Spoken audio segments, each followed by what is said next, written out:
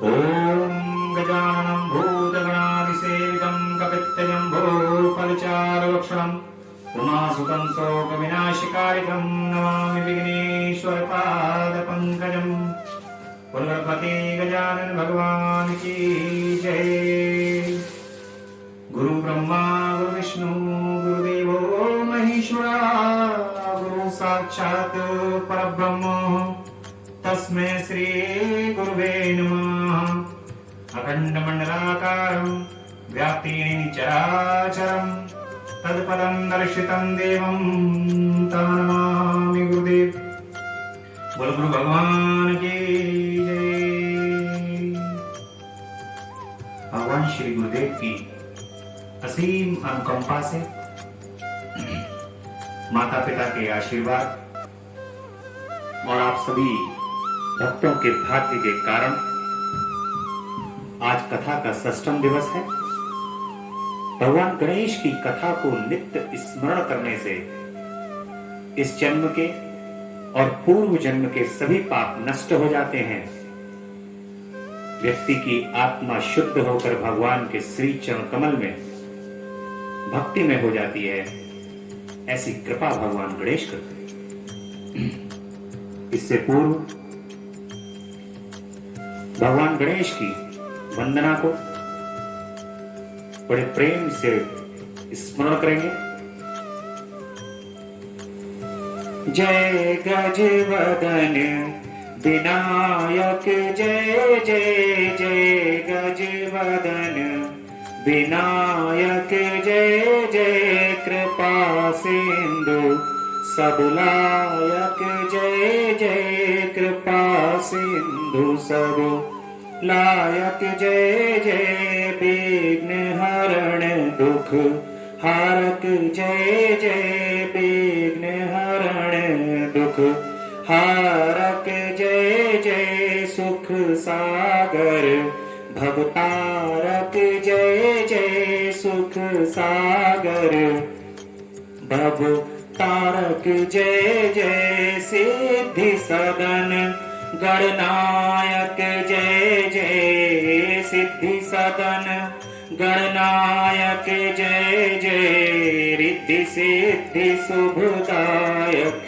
जय जय रिद्धि सिद्धि शुभदायक जय जय पाप ताप हित सायक जय जय पाप ताप हित सायक जय जय जय जय भाग्य विधायक जय जय जय जय भाग्य विधायक जय जय सिंधु बदन सहायक जय जय सिंधु बदन सहायक जय जय परमानंद प्रदायक जय जय परमानंद प्रदायक जय जय एक दंत गुण सागर जय जय एक दंत गुण सागर जय जय प्रभा सिंधु मण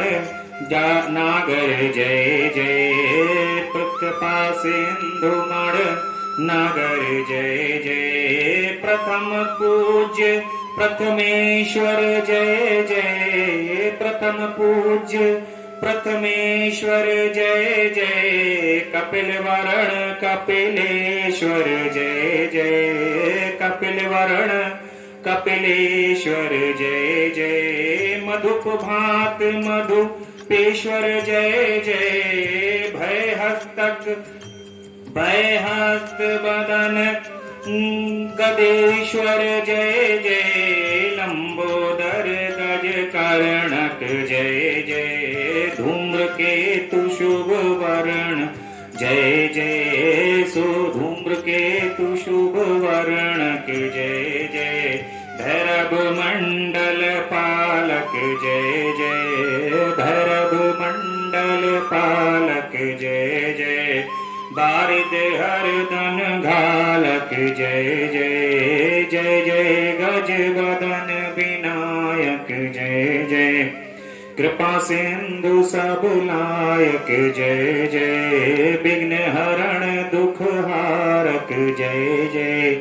सुख सागर भवत शुभ सुख सागर भवतारक जय जय। बोल गणपति भगवान की जय। भगवान श्री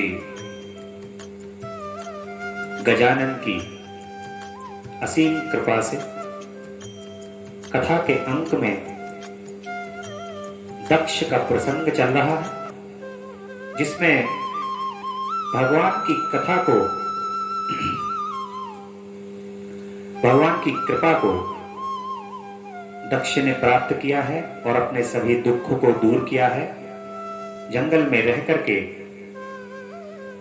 वे बहुत ही श्रद्धापूर्वक, आनंद पूर्वक भगवान के पूजन को करते रहते हैं।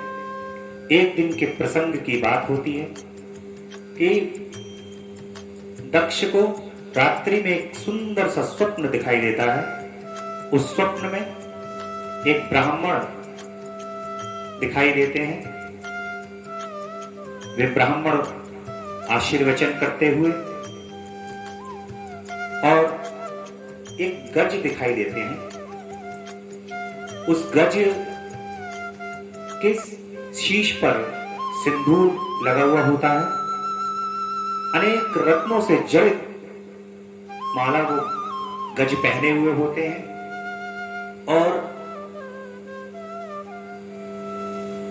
जैसे ही दक्ष उन गज के पास जाते हैं, वे गज अपने गले से रत्नों से जड़ित माला को निकालकर दक्ष के गले में डाल देते हैं और पुष्प वर्षा होने लगती है, हर्ष होने लगता है अपार। इस स्वप्न को देख करके दक्ष की निद्रा खुल जाती है, स्वप्न टूट जाता है और वे ये स्वप्न का सारा वृतांत अपनी माता को सुनाते।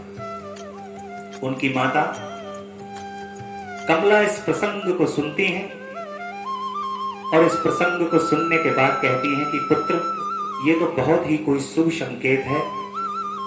भगवान गजानन की कृपा है और उनकी कृपा से हमारे सभी प्रकार के दुख अब दूर होने वाले हैं। और ये सभी वृतांत वे मुद्गल ब्राह्मण को सुना। मुद्गल ब्राह्मण भी भगवान की कृपा के संकेत को बताते हैं कि यह भगवान की कृपा का संकेत है। कुछ समय बीत जाता है और एक कौंडिन्य नगर नाम का एक राज्य है, जहां पर चंद्रसेन नाम के एक राजा हैं। बहुत ही धर्मज्ञ राजा हैं, परंतु उनकी बड़ी सुलभा नाम की बड़ी पतिव्रता स्त्री है, जो कि उनके धर्म के कार्यों के अंदर, प्रजा की सेवा के अंदर राजा का सहयोग करती हैं, परंतु उनके कोई संतान नहीं होती। निसंतान राजा है ये। राज्य अपनी प्रजा की सेवा करते करते एक दिन एक आकस्मिक दुखित घटना घटती है। राजा का आकस्मिक निधन हो जाता है और वे वैकुंठ लोक को वास कर जाते हैं। उसके पश्चात उनकी प्रजा विलाप करती है कि हे राजन, आप हमें अनाथ करके चले गए, अब हमारा पालन पोषण कौन करेगा? इस राज्य में तो कोई उत्तराधिकारी भी नहीं है जो इस राज्य को संभाल सके। रानी भी विलाप करती हैं। इस प्रकार से विलाप करते करते उनके अंतिम संस्कार में काफी विलंब हो जाता है और ये विलंब एक ब्राह्मण देख रहे होते। वे ब्राह्मण कहते हैं कि पार्थिव शरीर को बहुत अधिक समय तक रखना भी पाप है, इसका क्रियाक्रम होना चाहिए।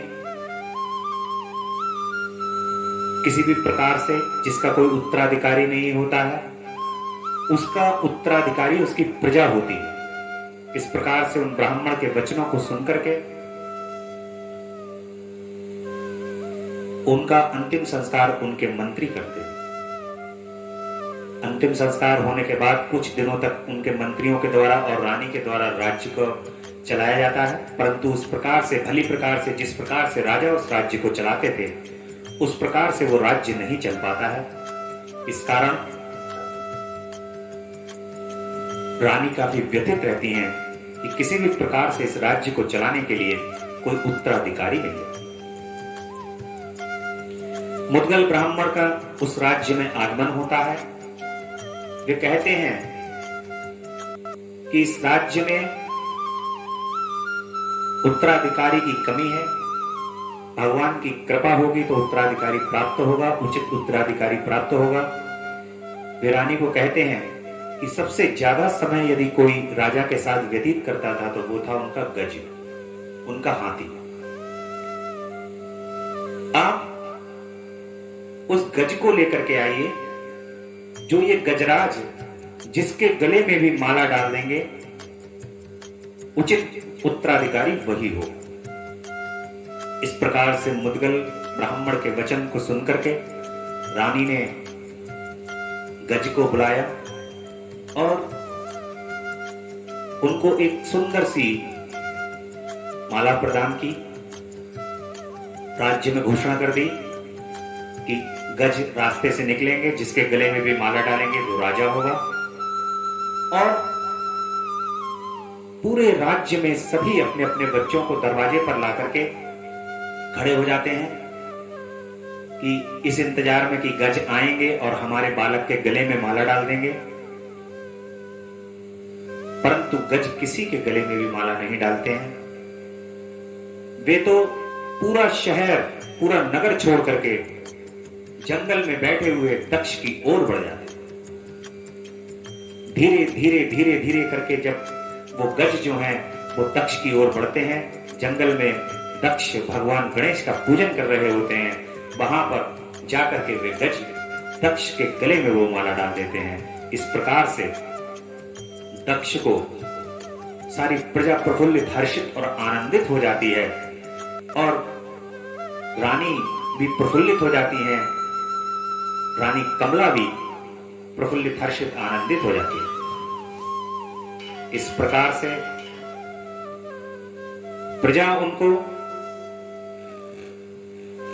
राजा स्वीकार करके राज्य में दोनों का भव्य स्वागत होता है। उनकी माता कमला का और राजा दक्ष का। भली प्रकार से दक्ष राज्य में रहते हैं और उनका विवाह भी संपन्न होता है। राजा पल्लव भी उस विवाह के अंदर पधारते हैं। अब